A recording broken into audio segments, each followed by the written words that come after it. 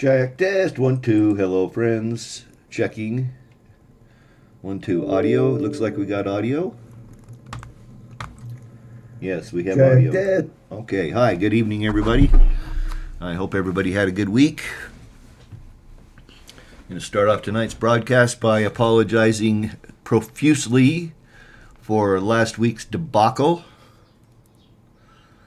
Yeah, I was not happy. I need to adjust one light. Excuse me. That's better. I'm still a little dark on the one side. Maybe if I do this. That's better. Okay, anyway, hi. Yeah, last week's debacle. Turned out that I needed to update the driver on my GoPro camera that I used to stream with. That's what was causing the problems with my workstation not working. And the second thing is that fortunately I was able to get with Robert Black 1911 offline, and I misunderstood a couple things that he had said about his inverter. I didn't realize he had a Multi-Plus 2 rather than the Victron Multi-Plus. Completely different beast. And I made some mistakes. And I went back and watched last week's live stream. And so I have decided there's a couple things I want to announce tonight. One, I'm making a structural change in the way we do the live stream. And that is, I will not discuss any project at a detail level like we were trying to discuss Robert's last week without previously having a discussion with that person online prior to the stream, to make sure that we understand all of the situation, all of what's going on. Here's the problem I'm running into. And I've run into this before, and I thought I'd kind of personally corrected what I was doing, and I fell back into that trap last week. In fact, a couple times over the last couple months. But last week was the worst. And that is, I don't have a technical knowledge of every RV on the road. Everyone's different. Every make's different. Every model's different, usually. Typically, manufacturers will follow the same schemes in the way they wire their units and the way they outfit their units. Of course, higher-end units get more features and functions than, say, lower cost, lower-end units. But I cannot keep up and don't intend to plan on trying to keep up with all the variabilities that go into trying to help somebody design inverter solar or other complicated system that needs focus. I can't do it in the live stream. I can't do it. It's just not going to happen anymore. I don't want Robert or anybody else to take this personally. I think it does my audience a disservice to provide bad information. In fact, I feel like it probably opens me up to liability. And none of us want to have that happen. Now, I know nobody on this stream would take legal action, but you never know. The world is big. There's a lot of people on YouTube. Fortunately, the live stream and then the replays don't get a lot of views. So I think my risk is minimal, but I have to manage that risk in this social media world that we live in. So again, to that end, I will not be doing any more live stream system designs, system reviews, without first having had an email conversation with the participant on their exact system and been able to tease out all of the details about their system, because it's just irresponsible, and I won't do it. The second thing is, you guys that have been around for a while have heard me mention a couple times that I was signed up for a welding class, and I wanted to learn how to TIG weld, tungsten inert gas. And the class, well, the first time I was going to take it, the pandemic broke out, so they canceled it. Last year I was up again to take it, and my dad got sick, and so I had to miss it.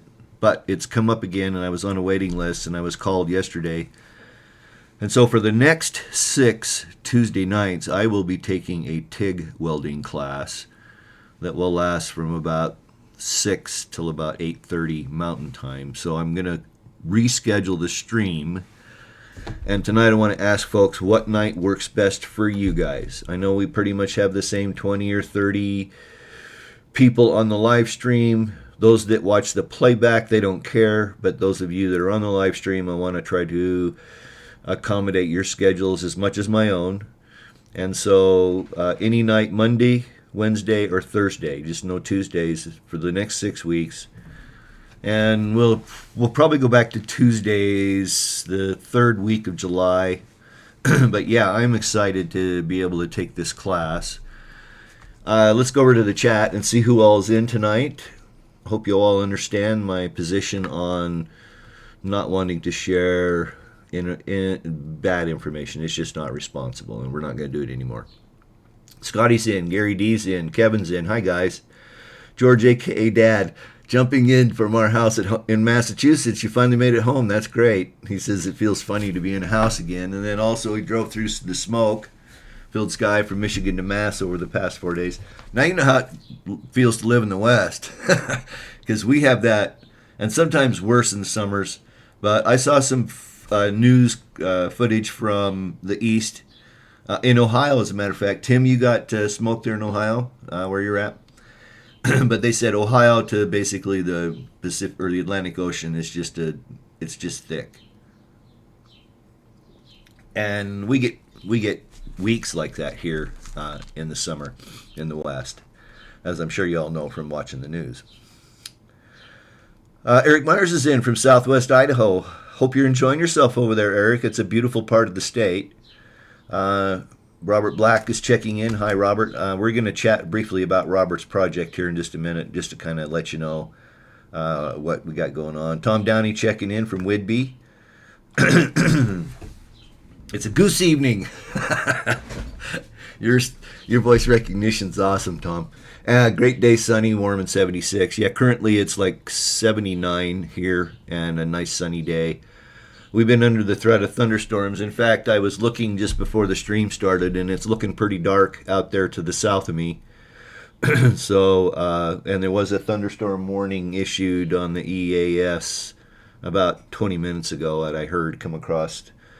But yeah, so we're in thunderstorm season, which is one of the reasons I haven't made a lot of progress on the truck camper. The other is the project that I took on. We'll talk about that some more in a minute too. Tim, well, that was interesting. Yeah, okay. Tom says he can see Rainier from Whidbey. That's pretty cool. That's got to be an amazing sight. I have flown out of Seattle enough in my past, and more than once I've had pilots on the Seattle to Salt Lake leg, on the Seattle to Salt Lake run, go out and fly specifically around Rainier to give you that perfect out the window view, depending upon which side of the aircraft you're on and which side of Rainier they decide to go on. And it's usually on the coast side. It's usually west, or the west side of Rainier. It's the flight path out of Seattle, but I've been on both, and it's a beautiful sight from the air and the ground. Kevin says it's 89 in Madeira Beach, Florida. That's plenty warm. Tim says the internet gods are fighting him tonight. Boy, I hear that. More on that in a minute. Okay, thanks, Robert. I'm glad you understand. Paul White, hello from New Hampshire. Hi, Paul. So glad to have you here tonight. Guess it's probably a little smoky in New Hampshire, too. Robert says they forgot about the technical issues. Yeah, I have very high standards for the channel and the content and the quality of the stream, because I've watched a lot of streams that are pure wink, beep, and I don't want mine to be that way. Judy Kimbrough, always good to see you, Judy. Thanks for being here. TIG is cool. Yeah, Tim, I am really excited about it. I had... This is just a maybe, but I've got this idea about getting an old Land Rover Sport military style vehicle, long wheelbase, 113-inch job, and building a camper on the back of it. I want to make it aluminum, and I want to weld the I want to do welding for the frame and stuff. I don't want to try to bolt it or rivet it or VHB it together. I want to be able to TIG weld the aluminum frame together. And so partially that's why I'm taking the TIG welding class. Plus it's really cool. I agree with you, Tim. And second, I think that might be, it could be a really fun project. If you're curious, Jay Leno on Jay Leno's Garage YouTube channel here. I watch Jay. I've always enjoyed Jay's Garage channel. But they just did a review of the very Land Rover that I want to get my hands on, and so I'm searching for them. They seem to be fairly available. I think I might be able to pick one up for a reasonable price. What's reasonable? Well, do a Google search, you'll figure out. But if they're anywhere from, say, 22 to 28,000 is the range that seems to be where they're at. The thing about those is they're super reliable. I am concerned about parts availability, so all of that's going into the decision to do that. But that's kind of the project I've been thinking about doing, is Range Rover, the long wheelbase, not Range Rover, Land Rover. There is a difference. And the military version. And I think that would make a really cool camper. The frame's sturdy enough. It won't be fast, but it'll go anywhere. And so kind of figuring that out. All right, back to the chat. Thanks, Robert. Robert says, congrats on the TIG class. Tim says, Monday, Wednesday, Thursday are good for him. Eric Meyer says, doesn't matter to me. I have no place to be in the rest of my life to get there. Exactly. Judy White checking in, also from New Hampshire. Hi, Judy. Robert Black, Wednesday, Thursday. Yes, even we asked earlier. Tim says, yes, there's smoke in Ohio. Thomas Tig says, it's what I do. I have mine matching. Cool. Truck technician, hey dude, tons of smoke out there in Massachusetts. Judy says Wednesday or Thursday, good. Carl, smoke all the way down there in South Carolina, wow. That's amazing. Daryl Taz checking in from Green Springs, Oregon. Hi Daryl, I'm happy to see you here tonight. What town is Green Springs close to? Gary says 93 and windy in Tucson, Sun City. I can see the wind is starting to blow here. And yes, there is a storm coming. So I may have to get up and close doors and windows here in a minute. The Wednesday or Thursday, what we're talking about, if we just joined, is that for the next 6 Tuesday nights, I'm taking a TIG welding class. So the stream is going to be relocated to Monday, Wednesday, or Thursday. So far, no Mondays. Lots of Wednesdays, Thursdays. And we'll make a decision by the end of this stream tonight. George says the house is cold as a cave. Wife's got the electric heater on in the living room. I was commenting to him earlier about how thin your blood gets after 6 months in the warm weather. Oh, Tom says he's a pilot. Yeah, I do remember that you're a pilot, and you've landed on the snow in Rainier. That's cool. Producer Third Son. So glad to have you here. You're a new face and a new name. Welcome, he says. Hello from Detroit. Getting bit by the RV bug again. Can you tell me about the best Wi-Fi setup to have for RV? I need it as stable as possible for work. Okay, that's a great question. There's lots of information out there. I'm going to give you my 2 cents worth, and then I'm going to refer you to a channel that is what all they do is internet access for nomads. First, producer, will you be moving around or are you going to be fairly stationary? Okay, all right. With that in mind, if you're going to depend on RV park Wi-Fi for work, forget about it. RV park Wi-Fi is built to give people casual access. What is casual access? Email, the occasional web surfing, so on and so forth. Oftentimes you will find in an RV park that they will have a disclaimer on their folder that says you cannot stream. You can't use any data-intensive applications. Zoom would be one of those. live streaming YouTube outbound or inbound, either way, but any high data stuff is going to be restricted. Now you're going to find a few RV parks that have banging Wi-Fi, and that's going to work. But you said you want it to be stable and reliable. I'm going to say go with either Starlink, which I don't have a lot of experience with, but I see a lot of good reports about it, or cellular. I personally use cellular from 2016 to today. I have a grandfathered unlimited data plan on my phone that I've had since 2000. And they can't throttle it. With that being said, I can stream and would stream 400 gigs in a month on my cellular data plan.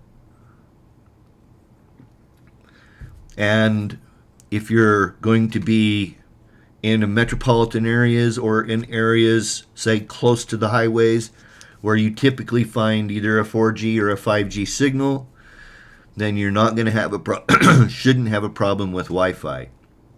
With cellular data. Okay? During the evening hours and during times of high demand, depending upon the plan you get, you may see some throttling, which would limit the bandwidth that you're going to be able to get. So if you're going to try to live stream, those sorts of things, you may have trouble. On download, typically throttling isn't too big of a problem, but you'll have to keep that in mind. Now, Starlink, of course, is always on, always there. If you have a clear view of the sky, it seems to be pretty fast. And that's what I could tell you about it. I don't have any first-hand experience. Wait a minute, I want to back up. If you're going to be traveling to remote areas, look into a cellular booster. It's a fairly inexpensive device. You know, you can spend as little as $50 on one, or you can buy one of the best on the market, which is the Wii Boost. That's the one I had. You could pair it with a directional antenna, and there's several videos on my channel if you're interested about how that setup worked.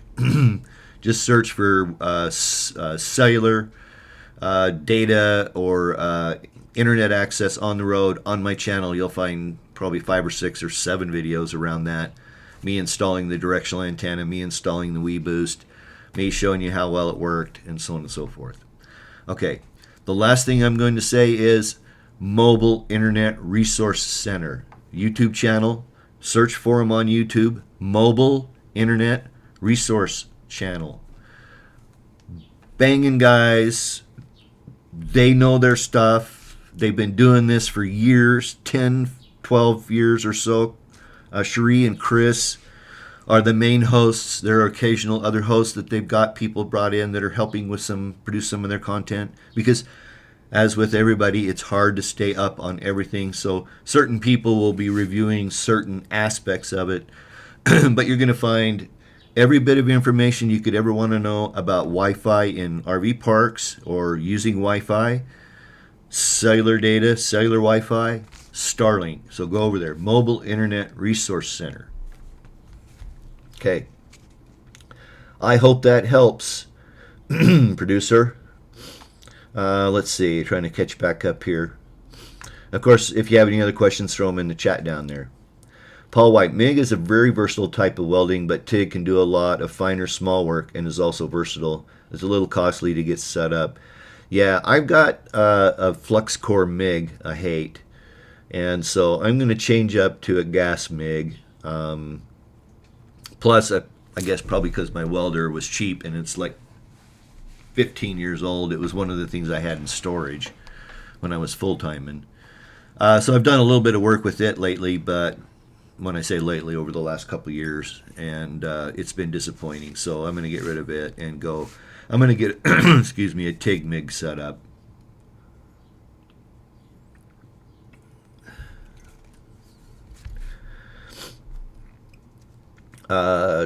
Scotty talking to Tom. Okay. Paul White, go with Miller-Matic. You know, I'm looking very seriously at Miller, but Lincoln is also a very solid product. They're both kind of expensive. But yeah, I'm looking at both Lincoln and Miller. Tom says, be careful because all aluminum is not sealable. Any that contains zinc is not weldable. Understood, yeah.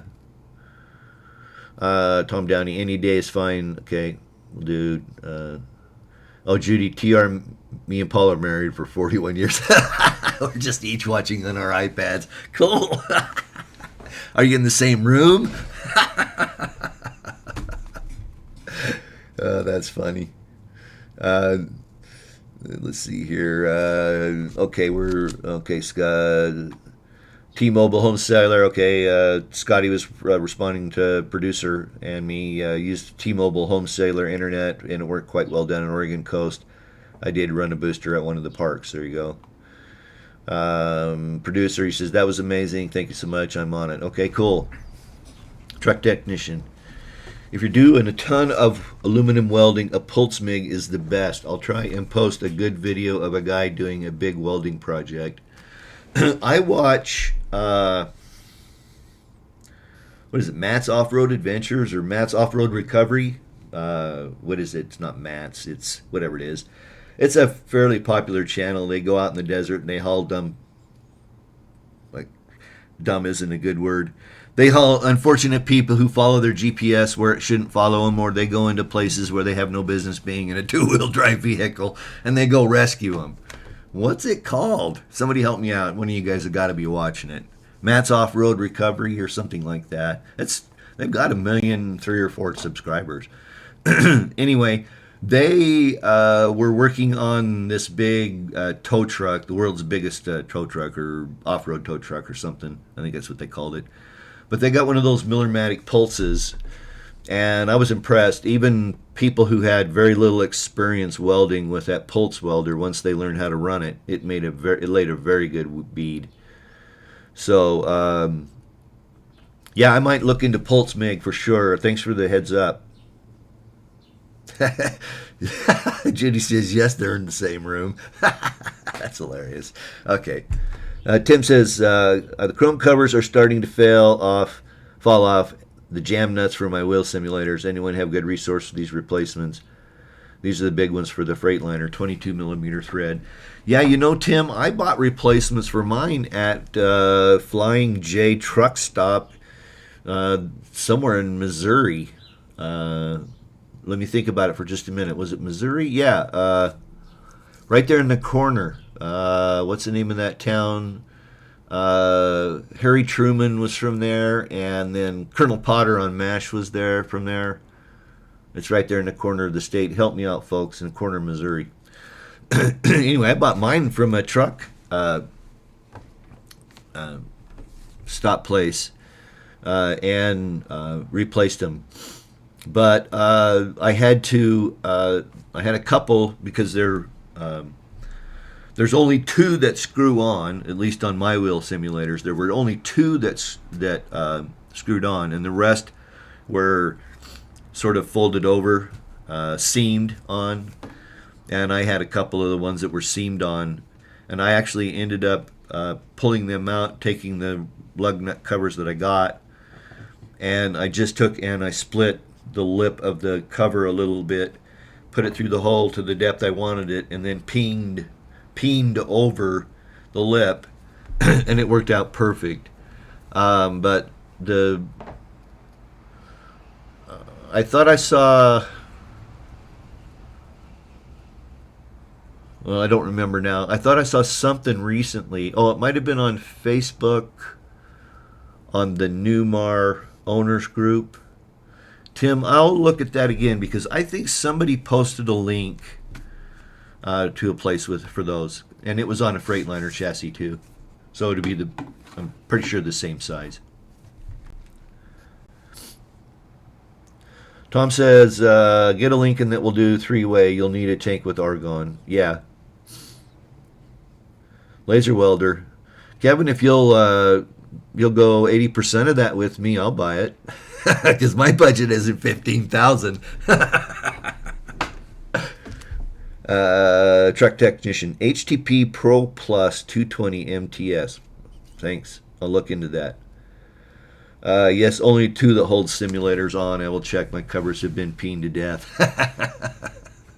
That's too funny.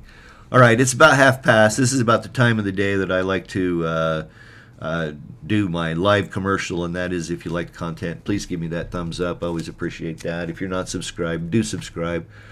Ring that notification bell. I mean, there's lots of good content still to come. Got some exciting things to announce here towards the end of the live stream, if I don't forget. If I do forget, I've got a new series of videos coming out. Somebody remind me towards the end if I don't talk about it. And then also your support through Amazon by using the link in the description of this video. That'll take you to Amazon. You can depart from that store. That'll take you to my personal store, my TR Bolin store. You can depart from there, go anywhere on Amazon, purchase anything you like. I'll get a very small commission, but you'll pay the same price. There's also a link for RecPro and Renogy that are discount links. And so I invite you to use those. Again, I'll get a very small commission, but you'll get the discount. And so that's always nice to get as well. And then last but not least, please visit my website over at trbolin.com occasionally. I do post new content over there far more frequently than I have been on YouTube here lately. But mostly that has been programmed to post from clear back in the middle of the winter when I had nothing better to do than sit here and work on my website. Okay, quick update on the truck camper. Frankly, I haven't even taken the tarps off of it yet. I did go out and open it up and make sure that it was not getting any moisture or condensation in there. We typically don't have that here in Idaho, particularly if you don't get any moisture inside, and the tarps held up extremely well. There's been no moisture penetration, no water penetration or anything inside. The situation has been that, and hang on just a second, I got to close this door.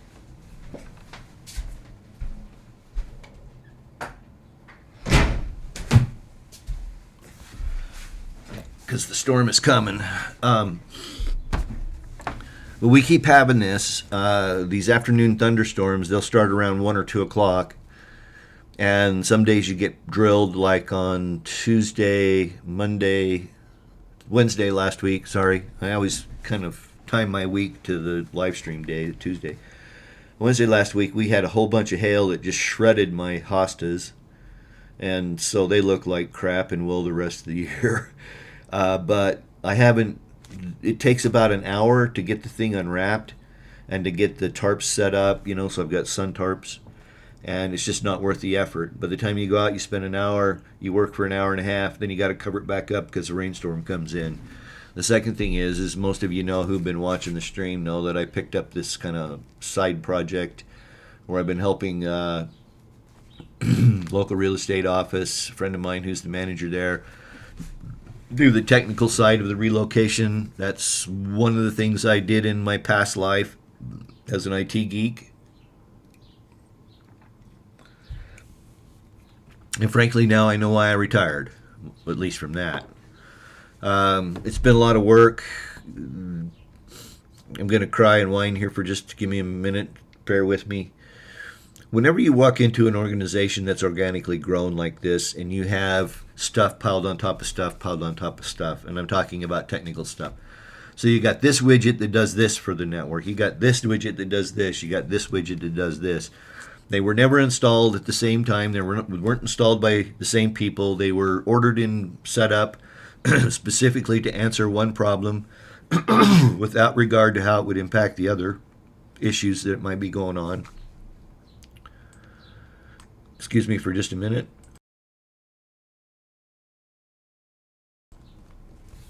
And it's been a kludge. It's been hard to pick apart. I was in there for 4 hours today working on a piece of equipment that just doesn't want to behave properly. And it knocks the whole office offline. So anyway, that's been eating up a lot more of my time this last month than I thought would happen. That all started right around the 1st of May. So unfortunately, I haven't been on the truck camper, but I will get back to it very soon, probably next week if everything goes the way I think. I'm going to get out and start sorting through the siding because that's what's next, is to get the siding back on. Then I'll do the inverter install, get the battery set up, program the M1. I just was looking at this, as a matter of fact, today, actually yesterday, I guess it was. This is the M1 controller from Renogy. Okay. And so this is going to be the box that goes inside. I don't have manual. The manual's sitting in the other room, so I can't even show you what it looks like. But it's a touch screen. It shows you all of the characteristics, how much power is being used, where the batteries are at, etc., etc. You know, it's the smarts of it.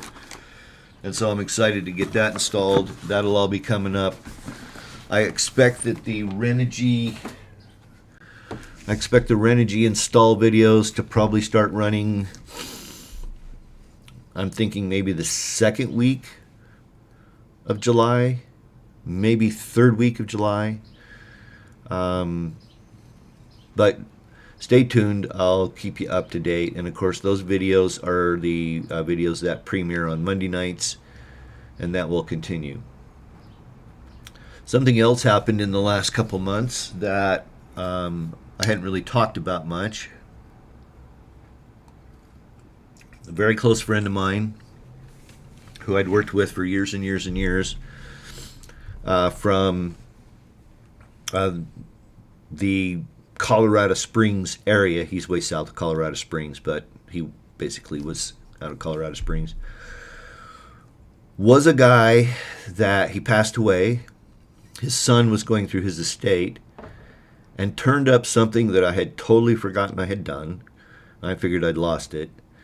And that was about 2000, sometime in the middle to late of 2018, I had a scare where I had a bunch of data get lost. Hard drive failed, blah, blah, blah, blah, blah. Nobody likes to lose data. I lost a lot of video footage and stuff of stuff I was wanting to produce for my channel at that point in time.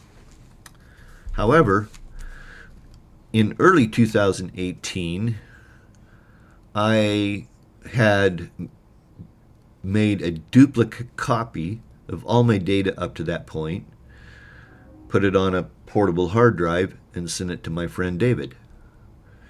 Well, his son turned up that hard drive in his stuff when he was going through his house and sent it back to me. And I've recovered about 2.5 years of content that you have never seen. And so I'm calling it Retro on the Road. I think it's going to be an interesting, fun project. I have video footage from the very first day on August 31st of 2016 when I started full-time RV living. And you'll be able to follow along for 2.5 years of travel and adventures and exploring that never made it on YouTube because I thought I had lost the data. I've been working on this project really ever since I got the hard drive. I just hadn't mentioned it to anybody. I haven't decided when it's going to start running. I'm thinking probably the first part of August. Currently, I have 22 episodes produced. I'm still tweaking and twiddling a little bit on some of them, but I have 22 that will start running weekly. I'm probably going to make that a Friday or a Saturday, probably a Saturday release day. But anyway, I have a little footage here that if I have time at the end of the stream, I'll share a little bit, a clip of one video that I'm currently editing. Okay, so let's go back over to the chat window here.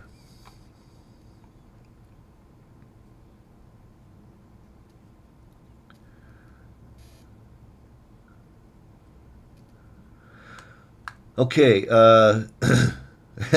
some knucklehead. I'm smushing the thumbs up. Looks a little spammy, but okay, thanks for smushing that thumbs up. Appreciate it.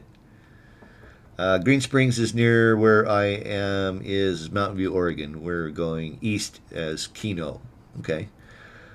Tim, frankly, I know why I retired. Haven't all of us retirees said that in some form or fashion? Yeah, it's called a cluster duck. Thanks, George. I was trying to find the politically correct meeting YouTube's quality standards, community standards words for it. Robert Black says, alternator charging if the fifth wheel battery, if you don't change the 7-plug factory wiring, does it try to charge the RV battery by default? I'm doing solar, so do I have to disable something to stop it? Well, you could just drop the wire from the connector on the pickup, the tow side, to the charge pin on the 7-pin connector. That would stop it.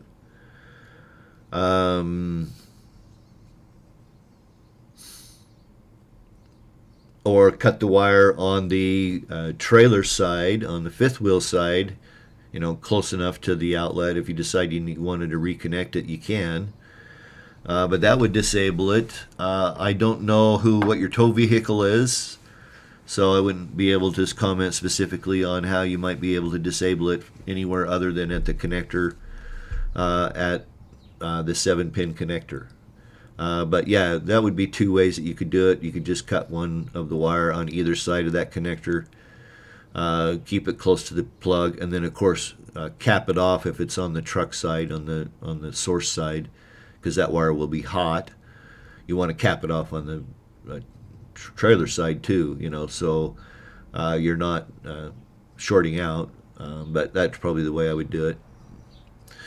I suspect that somewhere in the line there's probably a fuse of some sort, fusible link or something on the truck side. You could also remove that if you could find it, or if there is one. Sometimes they protect them that way.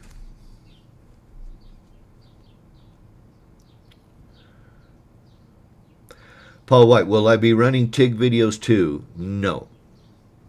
Unless I get really good at it, but I doubt it. Robert Black, you have to be brave to post welding videos. Yeah, there's no way. I watch a couple of welding guys. You know, IC Weld is one I really enjoy. He's down in New Mexico, and he gets himself into some real problems and does some amazing work.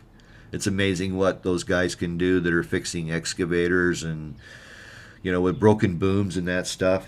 That's totally amazing stuff. But no, I will not be posting welding videos. I might be posting videos of me welding, but I will not be posting videos about welding. No thanks. Thanks, Tim. Yeah, Matt's Off-Road Recovery.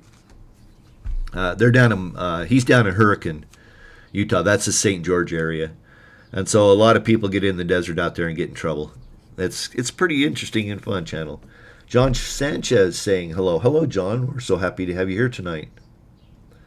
Yeah, truck technician. Yeah, most trucks have a fuse for the RV charger, 12-volt wire. Yeah, that's what I was thinking. It's either a fuse. It might be on the fuse block. It could be a fusible link somewhere in the wire.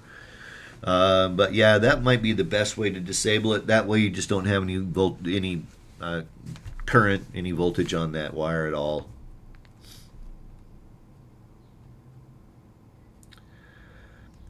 Yeah, thanks, Tim. Tim says, yeah, pin 4 or pin 7. It's usually the blue wire too, if they follow the typical wire color codes. It's usually the blue wire. Sometimes it's red, but most of the time it's blue. Daryl Taz, he had a question about awnings last year. About awning protection from last week, I found Outlook 303 Aerospace Protective Ultabute UV protection spray is best. Yeah, 303 is very popular. It's used for a lot of stuff. A lot of guys I know use it to actually clean and protect the outside of their coach. But yeah, that's good stuff. It's expensive. It's expensive. But yeah, it's good stuff. Okay, anything else over? Throw it over in the chat window. Let's see, what else did I have on the agenda for tonight? Talked about the truck camper, talked about a future project, talked about TIG, okay, we were talking about one last call for anybody who may not have been in when we started the stream, is that the streams, at least for the next 6 weeks, are going to be changing nights because I'll be taking a welding class on Tuesday nights. And so Monday, Wednesday, Thursday. Right now we got no Mondays. We had a lot of Wednesday, Thursdays. So we'll wait a couple more minutes and then I'll call it a day. My personal choice would probably be Thursday, but I'm flexible. What was it? George said, or somebody said, they're not in a hurry. They got the rest of their life to get there. Wednesday or Thursday. Okay, so let's just we'll wait just a minute. I know there's some latency in the stream. I know that. What I mean by to say latency is where I'm at in the video. You could be as much as 20 or 30 seconds or even a minute or two delayed versus where we are live real time. Depending upon when you connect to the stream, there's all other things that go into that. So I try to make accommodations for that when I'm asking questions, so I don't shut it off. But looks like we're gonna be on Thursday. Kevin Coop says I'm retired. Yeah, that's a plus. There's a lot of retirees here. A lot of guys like us and gals out there. Okay, Thursday's good. All right. Okay, we're going to make it Thursday, 7 p.m. And that will be starting next week for 6 weeks. I believe that puts us into around the 13th of July. I may take... yeah, that looks like it's going to be the 13th of July, and then we would be back to potentially normal schedule on Tuesday the 18th, unless everybody likes the Thursday show better. We'll see. I think we were going to talk briefly about Robert's project, and hang on here, my mouse is getting wild on me. The thing that we ran into on Robert's project is that I was assuming that he was using the multi-plus, which is a single phase. Okay, it only handles one side of the 240 circuit. And so the way that you wire that is completely different than the way that you wire the essentially what would be two-phase or the 240 volt model. And so yeah, we made some errors there. Also, the input current was higher than what we were anticipating. It has a full 50 amp pass-through, and it can boost. So the Multi-Plus 2 is an inverter that, if for some reason shore power coming in is running a little low and the voltage gets too low because there's not enough current in, say, an RV park, that it will switch on and it will bring up the demand, fill it in from the batteries. All right. Well, that made the requirement for the battery cable connections a lot larger. 4-aught is really what he should be using on those, because 50 amps of throughput when you're inverting from 12 volts to 120 is a lot of 12 volt current. It could be as much as 250 amps of 12 volt current, and that takes a big wire to run safely. But we didn't understand the characteristics and specifications well enough to make informed decisions, and so we won't do that again. And I apologize to Robert and anybody else.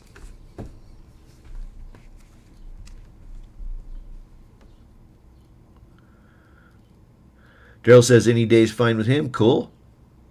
John Sanchez says it's on his calendar. Great. Tom Downey says for 2 years all I did was welding. Is put flanges on 24 pipe running 600 amps, filling 1 by 1 seams, 1 pass. Yeah.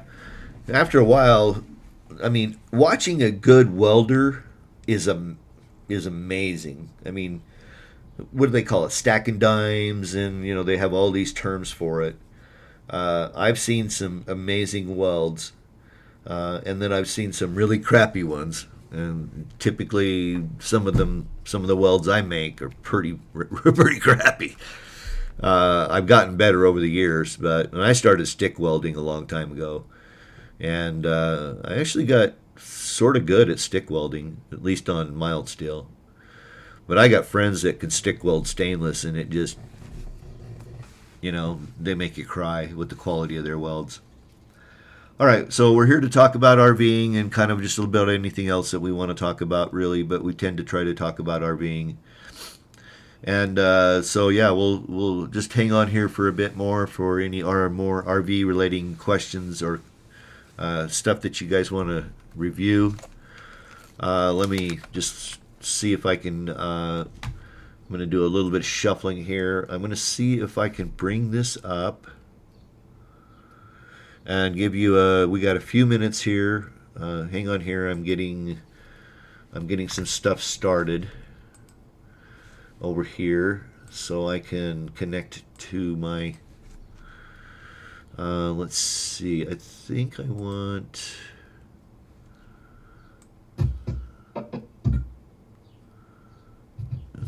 we'll go with this.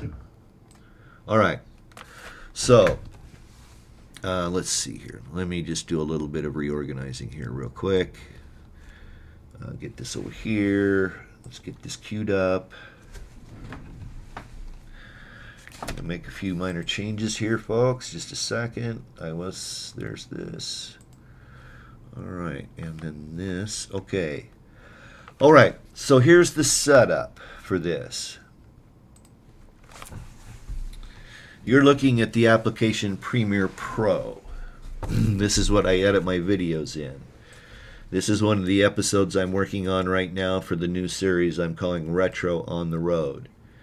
The concept behind this is that I was sitting there getting ready to depart someplace, whether it be an RV park, some kind of a boondocking site, whatever camping site it was.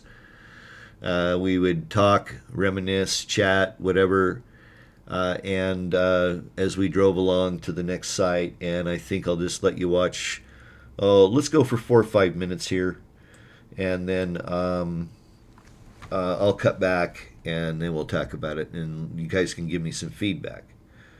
All right, so let's see here. I'm going to do this.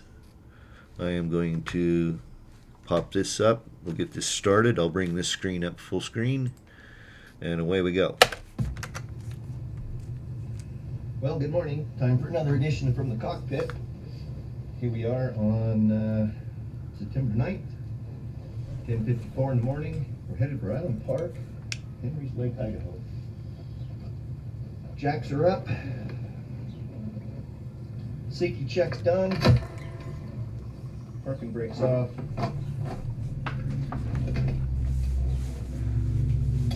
Little tuning's ready to go here. Okay, I think we're ready. And away we go. Let's drive.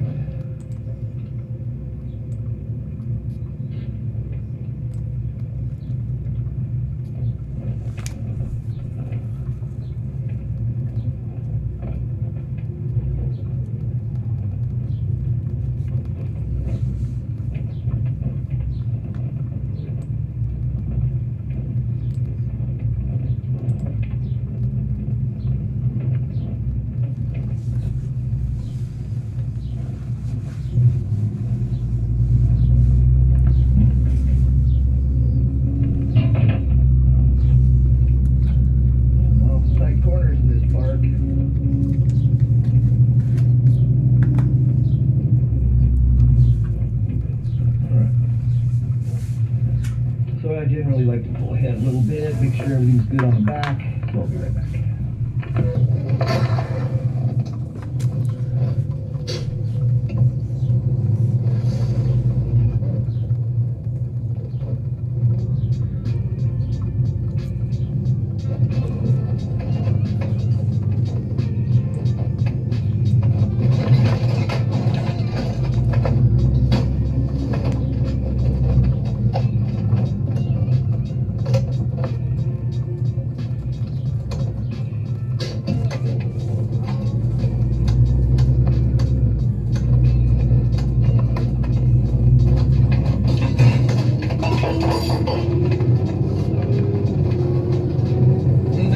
stuff that rolls around.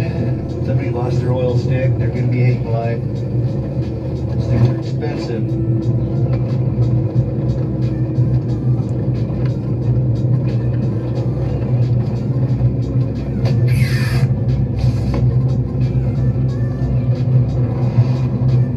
So today's route, you'll see parts of, will be departing Boise on I-84.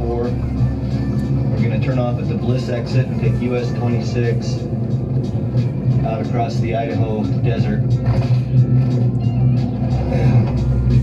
And then back through Shoshone over to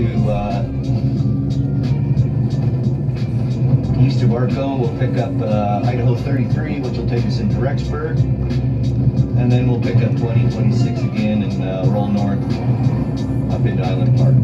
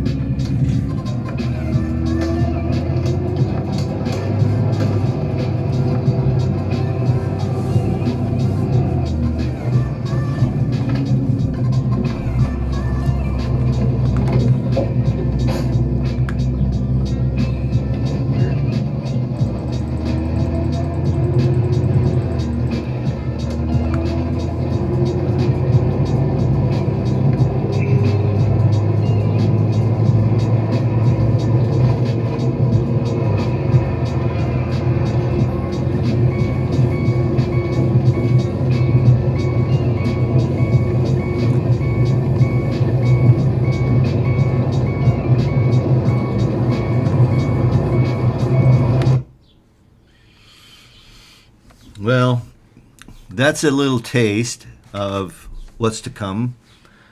I I need to do a little bit more work on some of the more technical aspects of it, but I'm kind of getting there where I think I like it. I see some questions have come in on the chat, so we'll run over and we'll check those out real quick. But yeah, so I've got quite a few episodes of that already put together, finishing up the final tweaks and tuning of it. The question I have is, and I realize you were listening on through a mic from my speakers, but am I muted? No. Let's see here. No, we're okay. Sorry, let me double check. All right, sorry. I thought I muted myself there. I did mute my mic because I was coughing in the background while it was playing. Anyway. So yeah, I'm kind of excited to release that. Remember, that'll start right around the first part of August, I believe. It'll probably be a Friday, Saturday type of release. And it will go on for the near future. I'm pretty far ahead on it, so I should be able to stay caught up. Okay, Shade Tree. Okay, we had a couple questions come in. All right, Shade Tree Intellectual says, figured out what my no 12-volt power problem was. Batteries were completely dead because the solar was covered in snow all winter. Charge the batteries back up and all is good now. Okay. Keep in mind, Shade Tree. Oh, the batteries were at 6 volts. The solar wouldn't charge them. Went camping last week and the batteries are doing fine. Solar is charging. Okay. When you dead draw batteries like that, it does shorten their lifespan. So just keep in mind that you may not have the capacity that you had before, and they may not last as long as they could have. And I totally get it. We all make stupid mistakes like that. I'm the king of that kind of stuff. Paul White says he doesn't take these batteries out, he just disconnects them. Yeah, and that's really probably, Paul, not the best practice either. If they're lead acid. If they're lithiums, that's fine. But if they're lead acids, it's best to run a trickle charger on them. You only need a very small charger, even on a large RV battery pack, to keep up with the loss that happens just from the chemical reactions in the battery going on. If you let the battery get below a certain charge state by measured of the voltage, if you will, the battery starts to sulfate. And what that is that the sulfur in the sulfuric acid starts to plate out onto the lead of the battery, which reduces the amount of active sites that the electrons can exchange across. So it plugs up the lead acid plate with sulfur so electrons can exchange, which then reduces the capacity of the battery, the storage capacity, and the lifespan, and so on and so forth. So it's always best practice on a lead acid battery to first, yes, disconnect it. Two, if you're in freezing weather, get it out of the freezing weather, put it in your garage or something like that. Just keep it from freezing. And three, get an inexpensive 3 to 5 amp trickle charger and put on the batteries.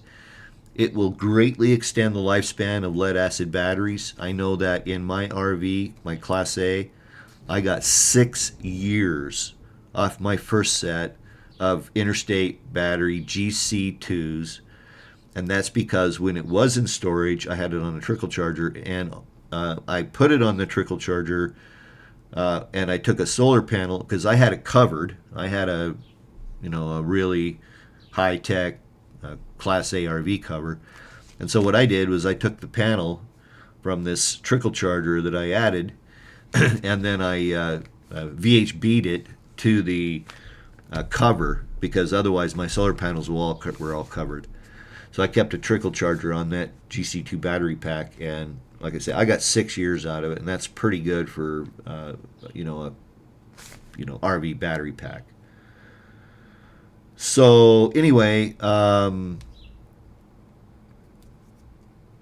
keep that in mind. That's my recommendation on batteries.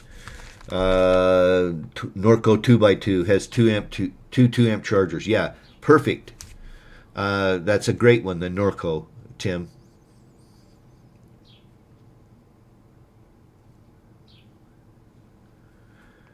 No, you'll be able to hear it, Scotty.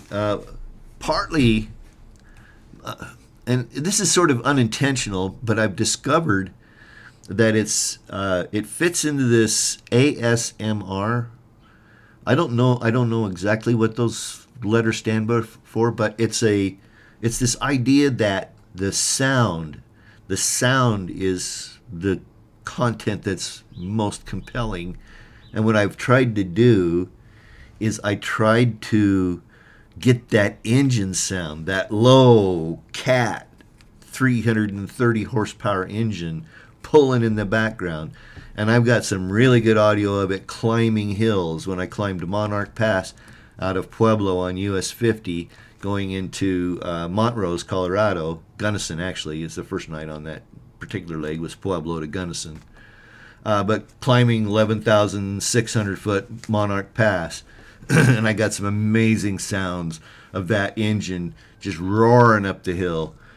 So part of the content is going to be that engine, that sound, the sounds of things falling around in the coach, and my occasional comments as we pass certain interesting things. But yeah, it's not very verbal. It's not a lot of narration. It's mostly just the content itself. The second, I saw another question come in. I think it was Robert. Is that music on the radio, or did I add it? To monetize videos, okay, which means you get approximately 3/4 of a cent per view. At least I do. There's other channels that it varies by YouTube channel.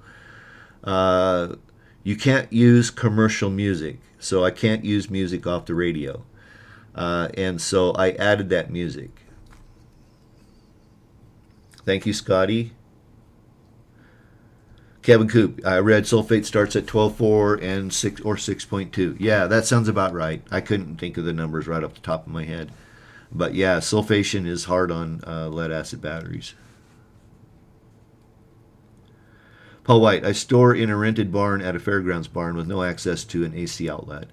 And that's why I got the extra little, and you only need 20-30 watts of solar to bring in enough amperage to keep your battery pack topped off. As long as you have no other draw on there, right? If all you're doing is just topping it off, And you might be able to just take that solar panel and set it outside the barn door. I don't know if it's that close or if it's like a big, huge stock barn where they do stock shows and that kind of stuff. I don't know your particular situation. But yeah, in that particular case, then, Paul, I might load the batteries up and haul them home and put them in the back of your garage somewhere if you got the space, and then just throw a trickle charger on them back there and off the house current. I know it's a pain in the rear, but you're going to get a lot longer lifespan out of your lead acid batteries if you keep them topped up, trickle charged in storage. Stock barn. Okay, gotcha. So you really don't have access to an outside door or to the sun. So yeah, your best bet, might be to pull the batteries and take them home. I know it's a pain in the rear, but okay. Let me just scan the comments here and make sure I didn't miss something, because sometimes I do.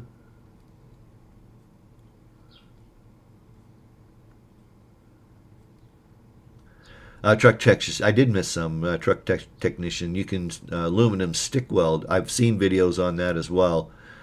TIG is so much more flexible though than it's just not aluminum. I want to be able to stick weld or to be able to weld. But yeah, aluminum is what's on my mind. Paul White asks, is it good practice to change out your coach batteries every few years? No, I mean, all you have to, really the best practice there, Paul, is to change them when the capacity drops below what works for you. I don't know what your camping style is, but if you're a off-grid guy, if you and Judy are off-grid a lot and you like to camp off-grid and you realize or recognize your batteries just aren't holding like they used to, maybe you used to get 2 days off your batteries. I don't know what solar you have or anything, but let's say you used to get 2 days off your batteries and now you're only getting a day and a half or even a day. Then it's probably time to change your batteries. But I wouldn't give you a hard and fast number, say every 5 years, because that might be a waste of money. 5 years is pushing it. Okay, let's be honest with ourselves. 3 years is kind of, depending upon how often you use the RV, is about what you can expect the lifespan to be. So anything over 3 years is a bonus. It's money in your pocket. But again, that really depends on how well you maintain the batteries, how often they're discharged below 50%. I mean, there's so many things that go into lead acid battery chemistries and how long they last. But as a rule of thumb, 3 years, anything over 3 years in a lead acid pack is good. So I hope that helps.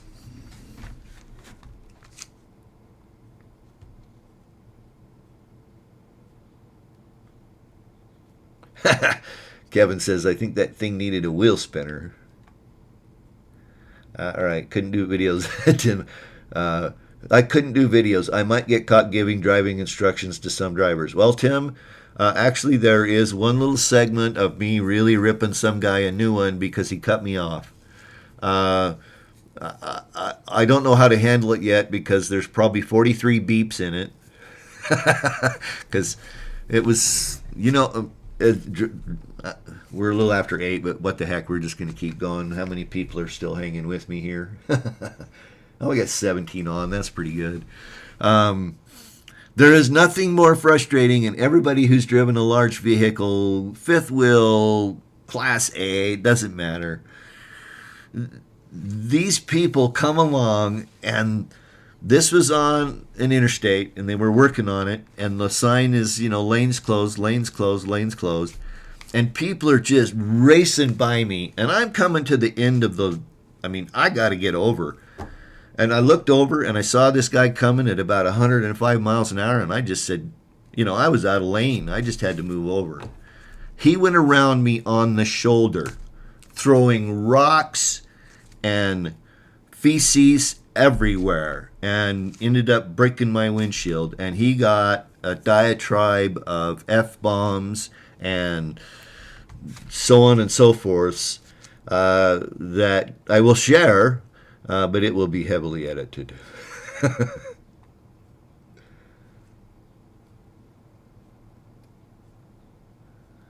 Oh, wow, that's cool. Thursday then. Okay, it sounds good. Okay, we're good. Tim says he forgot to say this. He has found a computer simulator for the LBCU Information Center for Freightliner. If anyone has a Freightliner and wants this, let me know. Yeah, let me know via email, and I'll connect you with Tim. That's cool.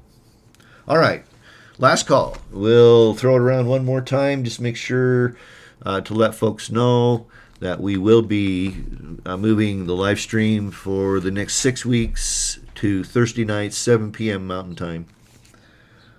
And then we'll reevaluate it on the last stream of the Thursday series, and see if we go back to Tuesdays or Thursdays. It's sixes to me. I kind of don't care. Truck camper videos should resume, I would anticipate, in 3 weeks. It usually takes me a week to 10 days to get the videos edited, turn them around, get them prepared for the tube. And so, and we'll be starting with sorting the siding and getting it all sorted out. You might remember from the series I numbered all of the siding. And so hopefully that will help me get it into an order that I can put it back together easily.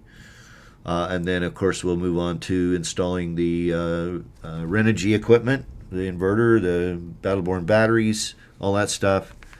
And then we'll get out and do some camping. And then I think that's it. I see Two Feathers checking in. Hi, Two. She says she got 5 years out of her last set. Yeah, if they're well maintained, if you take good care of them, if you don't use the equipment a lot, I think you kind of cover. You travel a fair amount in your rig too, and so I think that helps keep them charged up and working properly. But yeah. A trickle charger will extend the life of your batteries, your lead acid batteries, immeasurably. On lithiums, again, you really don't have to worry about it. Oh, thanks, Sam. Appreciate you being here tonight. Thanks, Robert. Appreciate you. Good to see you, everybody. We're going to wrap her up for now, unless any other questions come in. Then we'll see you on Thursday. June 15th, 7 p.m. Mountain Time. And the last thing I'll mention is that tomorrow is my birthday. So thanks, everybody, and we'll see you when I'm a year older. And maybe next week I'll let people guess at how old I am. Until then, peace. Good night.